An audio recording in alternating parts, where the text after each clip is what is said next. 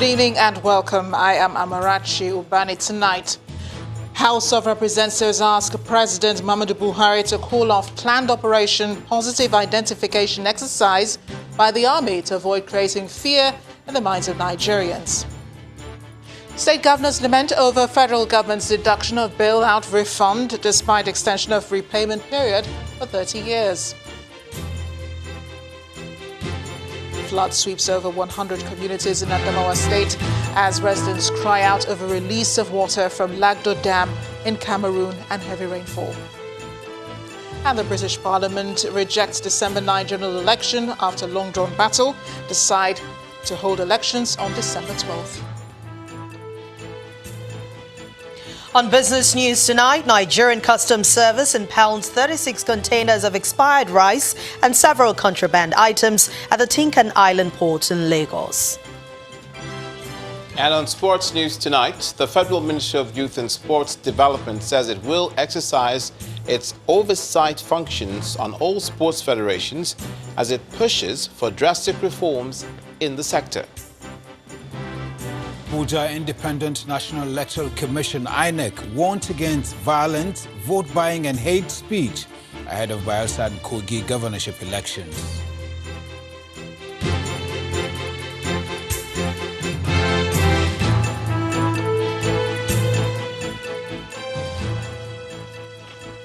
The presidency may have to reconsider its consent to the planned Operation Positive Identification exercise of the Nigerian Army as lawmakers in the House of Representatives are already kicking against it, asking the president to call it off.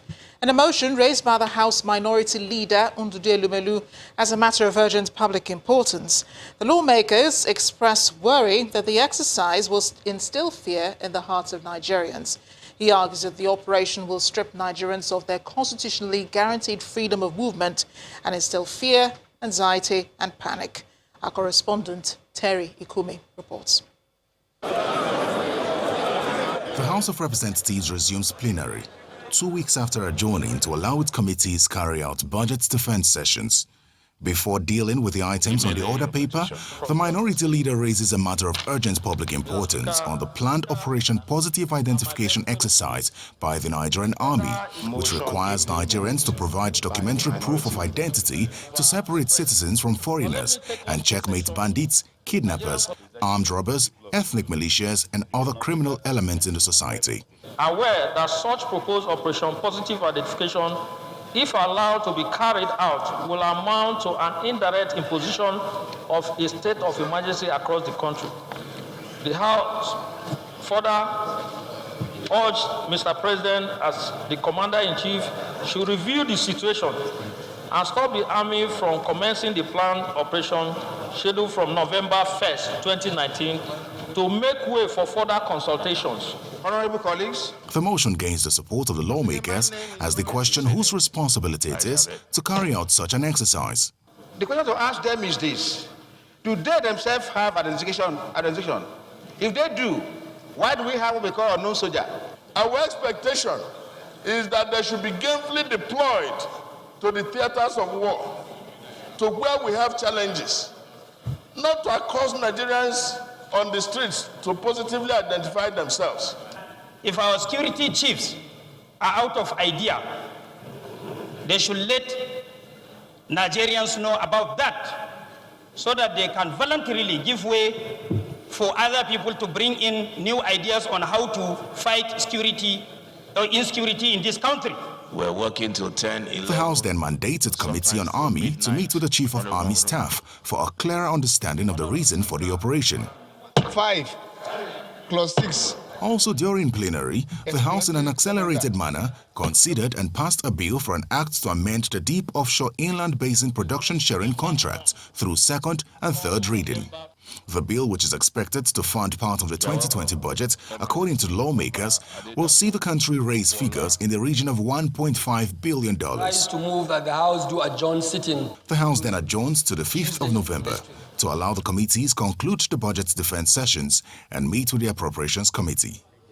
Terry Ikumi, Channels Television News. Meanwhile, the Senate is adjourning plenary for 1 week to conclude the budget defense and enable committees defend the respective budget estimates before its committee on appropriation. The Senate President Ahmed Lawan says the upper chamber will resume on Tuesday, November 5th. But before adjourning, the Senate received a request from President Buhari for confirmation of the appointments of 16 nominees of the board of the Niger Delta Development Commission. The upper chamber also received another request from President Buhari to confirm the appointment of Honorable Justice Benedict Kanyip as the President of the National Industrial Court of Nigeria and confirmation of the appointment of Honorable Justice J.T. Tosho as the Chief Judge of the Federal High Court of Nigeria. Letter from Mr. President. Dear distinguished Senate President, confirmation of appointments of the Board of Niger Delta Development Commission, NDDC. In accordance with the provision of Section 2, Subsection 2A of the Niger Delta Development Commission, NDDC Establishment Act 2000, I write to forward for confirmation by the Senate of the Federal Republic of Nigeria the underlisted nominees for appointment into the NDDC board to occupy the positions indicated against their names. The nominees' CVs are attached herewith. 1. Dr. Pius Odubu, Edo State, Chairman. 2. Bernard O. Okumagba, Delta, Managing Director. 3. Engineer Otobong Indem, Akwa Ibom, Executive Director, Projects. 4. Maxwell Oko Bayelsa, Executive Director, Finance and Administration. 5. Prophet Jones Eroe, Delta Rep. 6. Chief Victor Ehato, Edo Rep. Away from the legislature, state governors are already crying out over the monthly bailout loan repayment, and this is in spite of the extension of repayment period of 30 years by the central bank.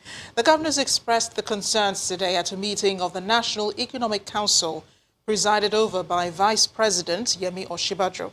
The Nigerian National Petroleum Corporation also tabled its concern over illicit transfer of petrol, noting that it has to be checked. Our correspondent Ibrahim Adra has more. It's the 98th meeting of the Economic Council and Vice President Yemi Osinbajo presides. As they sit in the Aso Rock Council chamber, several issues came up with matters of finances on the front burner. The state governors say they are feeling the pinch of bailout payback. The new repayment period is 30 years. And this means that a state will be paying monthly 162 million. But again, today, the states still were not satisfied with the condition.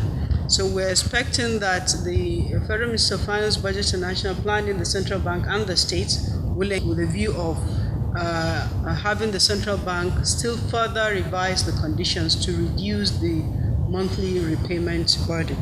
The minister also disclosed the nation's account balances. For the excess crude account, the balance is $324,035.29. For the stabilization fund account, the balance as at 22nd of October 2019 is 28,560,710,624 naira and 55 kobo. The Governor Nasir El-Rufai ad hoc committee on review of accounts between the three tiers of government submitted its report. It's not yet a reconciliation until the federal government takes a look at it and says, okay, yes, we agree with that or not. Then next, some forensic auditors are going to be invited to come and take a look at it.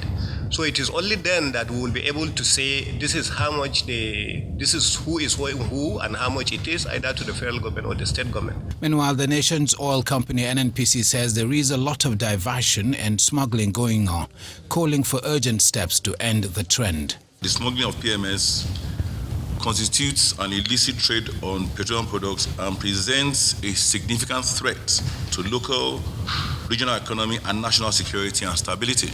On health, the federal government plans to provide basic health needs to 100 million Nigerians. It was emphasized that states should put in effort into revitalizing and providing primary healthcare functionality. Other matters discussed include the country's race to polio-free certification by June 2020 and the state of the nation's water, sanitation and hygiene. Fielding questions on academic staff union misgivings about the integrated payroll system, IPS, the Minister of Finance says they will continue to dialogue with ASU while maintaining she is duty-bound to implement the President's directive on the matter. From the Presidential Villa, Ibrahim Adra, Channels Television News. To other stories, more than 100 communities and farmlands in 9 local government areas of Adamawa State have been submerged in floods following the opening of the Lagdo Dam in Cameroon and recent downpour. The Executive Secretary of the Adamawa State Emergency Management Agency, Mr. Mohammed Sulaiman, says the state government is assessing the effects of the floods and will provide relief for victims. Streets overtaken by flood, houses partially submerged. These communities living on the brink of River Benue in Adamawa State woke up to this surprise.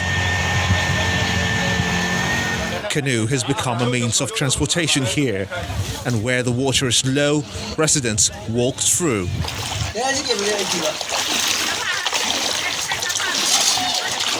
The impact is deeply felt. We are appealing to government to come to our aid, and if there are available higher grounds, we should be relocated there. Right now, all the food items we kept for our feeding have been washed off by the flood, so we have no food. It has taken almost 10 years when you saw what happened. But now, we need help, any angle, especially those that water entered their houses. The farms are also affected by the flood, and it's taking its toll on the farmers.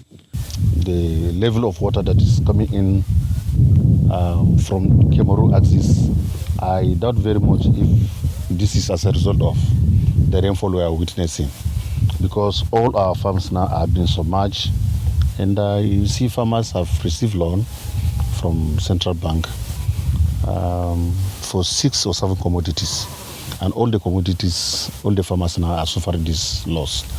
So this is a great loss to our farmers, and we need government intervention from it. And what is government doing about all these? Still, we are on assessment. We are assessing the level, and as it is right now, we are establishing camps for those that doesn't have where to put their head on, and after that, the state government is preparing to respond. The federal government through NEMA are coming tomorrow. The partners are all ready for response.